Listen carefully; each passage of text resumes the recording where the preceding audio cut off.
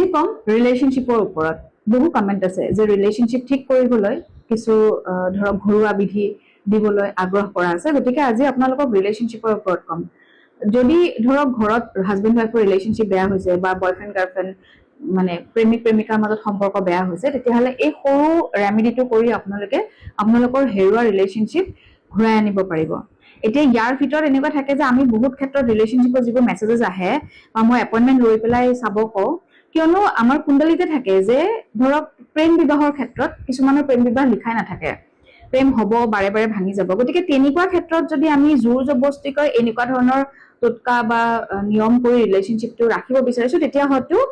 নহ'বও পাৰে গতিকে এই যিবোৰ মই ৰিলেশ্যনশ্বিপক লৈ হওক বা যিবোৰ সাধাৰণভাৱে যিবোৰ আপোনালোকক ৰেমেডি কওঁ সেই ৰেমেডি হিচাপেহে কৰিব ইয়াতকৈ পিছত যদি আৰু আপোনালোকে লাইফত আকৌ নিজৰ জীৱনটো ভালদৰে চাব বিচাৰে বা সম্পৰ্কবোৰ কেনেদৰে ভালদৰে ধৰি ৰাখিব পাৰি সম্পৰ্কবোৰ আছে নে নাই তেনেকুৱা ধৰণৰ চাব বিচাৰে তেতিয়াহ'লে নিশ্চয় এটা পাৰ্চনেল কনচালটেশ্যন লোৱাটো দৰকাৰ এতিয়া আপোনাক নিয়মটোৰ বিষয়ে ক'ব বিচাৰিছো প্ৰথমতে এগিলাচ পানী ল'ব আৰু সেই পানী গিলাচত 5 মিনিটৰ কাৰণে ওম হ্ৰিং শ্ৰিং ক্লিং ওম হ্ৰিং শ্ৰিং ক্লিং এই মন্ত্ৰভাগ 5 মিনিট জপ কৰিব পানীখিনি ল'ব আৰু পানীখিনিত চাই চাই কৈ যাব আৰু এই পানীখিনি যেতিয়া আপোনালোকে কৈ যাব তাৰ পাছত 2-3 ছেকেণ্ডৰ কাৰণে তাত ধৰক আপোনালোকে ইন্টেনশন দিব যে মোৰ আৰু মোৰ হাজবেণ্ডৰ ৰিলেশ্যনশ্বিপ খুব ভাল হৈ আহিছে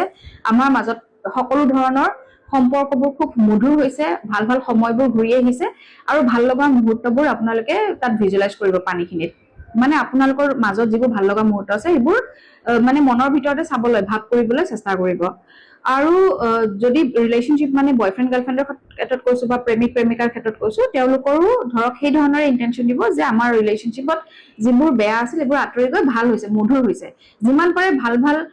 শব্দবোৰ কৈ পেলাই পজিটিভ শব্দ কৈ পেলাই এই বস্তুটো ভিজুৱেলাইজ কৰিব আৰু ইয়াৰ পিছত সেই যিখিনি পানী আছে সেই পানীখিনি যদি হাজবেণ্ড ৱাইফ হয় তেতিয়াহ'লে আপোনালোকে বেডৰুমত ছটিয়াব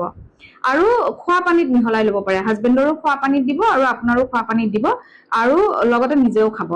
আৰু বিশেষকৈ আমি ডাইৰেক্টলি কি হয় বহুত ক্ষেত্ৰত আমি হাজবেণ্ডক নোকোৱাকে কৰিব লগা হয় গতিকে তেনে ক্ষেত্ৰত আপুনি তেওঁৰ ভাত খোৱা বা যিকোনো পানী খোৱা গিলাচতে হওক বা বটলতে হওক আপুনি সেই পানীখিনি দিব পাৰে একেৰাহে আপুনি কেইদিনমান কৰি চাওক মিনিমাম আমি 21 দিন কৰিব লাগে বুলি কওঁ আৰু ফ্ৰাইডে কৰিব ফ্ৰাইডেৰ পৰা আৰম্ভ কৰি 21 দিন কৰিব চাব আপোনালোকৰ মাজত সম্পৰ্কবোৰ